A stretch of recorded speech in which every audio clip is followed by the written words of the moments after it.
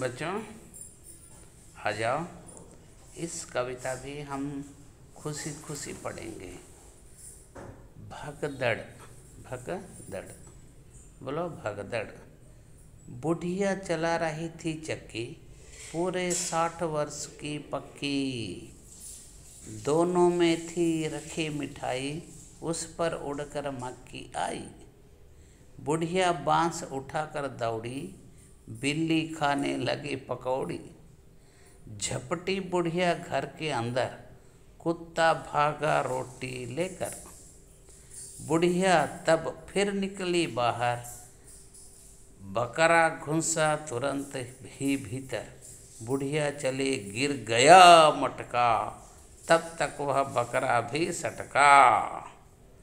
बुढ़िया बैठ गई तब थक कर, सौंप दिया बिल्ली को ही घर। बढ़िया है कविता ना बच्चों।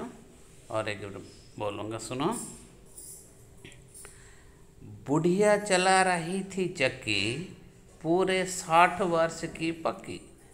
दोनों में थी रखी मिठाई, उस पर उड़कर मक्खी आई। बुढ़िया बांस उठाकर दौड़ी, बिल्ली खाने लगी पकौड़ी। झपटी बुढ़िया घर के अंदर, कुत्ता भागा रोटी लेकर।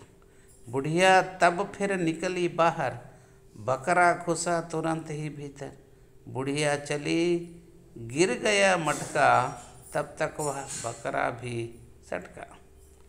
क्या हुआ? बुढ़िया चला रही थी चक्की, चक्की में चून बनाने के लिए घुमा घुमा कर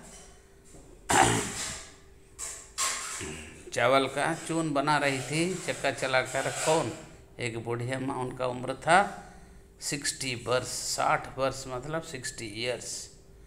तो वो इतना उम्र में भी वो चक्की चलाने का शौक था, शक्ति भी था। दोनों में थी रखी मिठाई। इस जगह में एक मिठाई रखी थी, तो उस पर उड़कर मक्खी बैठी। मक्खी जब मिठाई रखेंगे, उसको ऊपर अगर ढक्कन नहीं देंगे तो क्या होता बच्चों?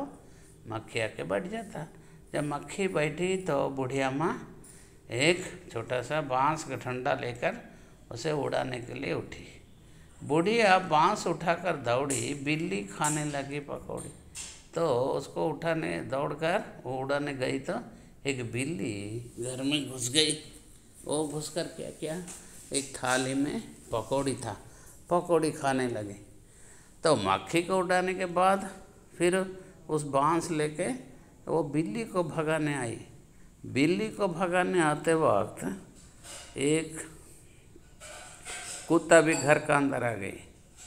वो क्या लेके? रोटी घर में थी, रोटी को पकड़कर भाग गई। फिर कुत्ता को भगाने गई, पहले मक्खी को भगाने गई, उसके बाद बिल्ली को, उसके बाद कुत्ता को। ये सबको इधर उधर भगाते वक्त क्या हुआ? बकरी भी एक घर का अंदर घुस गया। बकरा को भी भगाते वक्त बूढ़ी एक मटक को अपना पैर लग गया, मटक टूट गया तो बकरा भी नीचे गिर गया। ये भी बूढ़ी भी थक गई, घर में बैठ गई।